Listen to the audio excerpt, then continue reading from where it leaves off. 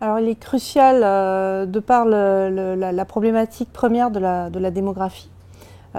qui connaît la plus forte croissance au monde,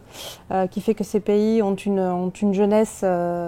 extrêmement nombreuse et qui connaît le plus fort taux de chômage du monde.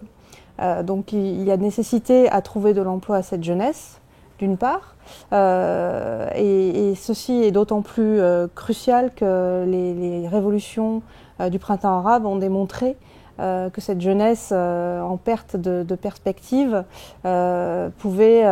être amenée à demander plus d'égalité. Ensuite, il y a la question de la structure de ces économies qui sont, pour ce qui concerne les pays du Golfe, extrêmement sous-tendues par la manne pétrolière.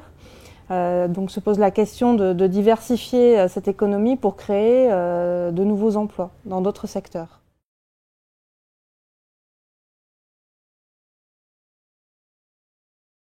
Alors en tout premier lieu, la question de l'éducation est une des priorités sur lesquelles les gouvernements se penchent à l'heure actuelle, parce qu'ils se sont rendus compte que le système éducatif ne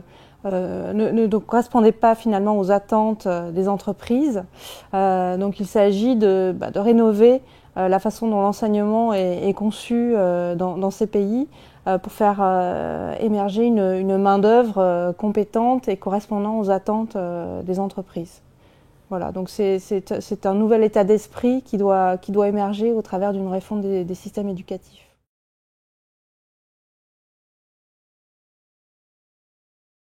La place du mentorat est centrale dans ces préoccupations parce que euh, dans les pays du Moyen-Orient, comme finalement dans les pays européens, la question de l'accompagnement des créateurs d'entreprises est essentielle parce qu'au-delà de l'idée, au-delà des compétences, la question du modèle et du conseil de la part de personnes qui ont fait leurs preuves dans ces secteurs-là, dans ces domaines-là, elle est essentielle.